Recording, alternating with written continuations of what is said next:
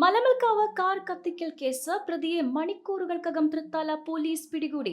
മലമൽക്കാവ് മുരുക്കുവളപ്പിൽ 39 വയസ്സുള്ള ജിതേഷാണ് അറസ്റ്റിലായത്. ശ്രീകൃഷ്ണപുരം സ്വദേശിയും അധ്യാപകനുമായ ഗിരീഷിന്റെ സ്വിഫ്റ്റ് കാറാണ് ഇയാൾ അഗ്നിക്കിരയാക്കിയത്. മദ്യപിച്ച് ലക്കുകെട്ടാണ് ജിതേഷ് കാർ കത്തിച്ചതെന്നാണ് ലഭിക്കുന്ന സൂചന. ഗിരീഷിന്റെ ഭാര്യ സഹോദരനുമായി ജിതേഷ് വാക്ക് തർക്കത്തിലേർപ്പെട്ടിരുന്നു. അന്ന് വാഹനം കത്തിക്കുമെന്നും മറ്റും പിടിയിലായ പ്രതി വെല്ലുവിളി നടത്തുകയും ചെയ്തു.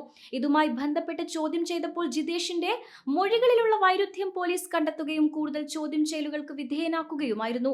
തിങ്കളാഴ്ച രാത്രി 11:30യോടെയായിരുന്നു ജിതേഷ് നിർത്തിയിട്ട സ്വിഫ്റ്റ് കാർ കത്തിച്ചത്. ആനപ്പടിയിൽ താമസിച്ചിരുന്ന ഭാര്യ പിതാവിന്റെ മരണവുമായി ബന്ധപ്പെട്ട് മലമൽക്കാവിലെത്തിയ അധ്യാപകനായ ഗിരീഷിന്റെ കാറാണ് അഗ്നിക്കിരയാക്കിയത്. രാത്രി 8 മണിയോടെ സമീപത്തെ കണ്ണംകുഴിയിൽ ദിനേശ് കുമാറിന്റെ നിർമ്മാണം നടക്കുന്ന വീട്ടിലാണ് കാർ നിർത്തിയിട്ടിരുന്നത്. രാത്രി 11:30യോടെ കാറിൽ നിന്നും ഉയർന്ന അലാം കേട്ട് പരിശോധന നടത്തിയപ്പോഴാണ് കാർ കത്തുന്നത് കാണുന്നത്. ഉടൻ തന്നെ ഓടിയെത്തിയ നാട്ടുകാരും ബന്ധുക്കളും ചേർന്ന് ഏറെ നേരത്തെ പരിശ്രമത്തിനൊടുവിൽ തീയണച്ചു. ഇതിനിടെ കാറിന്റെ ഒരു ഭാഗം പൂർണ്ണമായും കത്തി നശിച്ചു.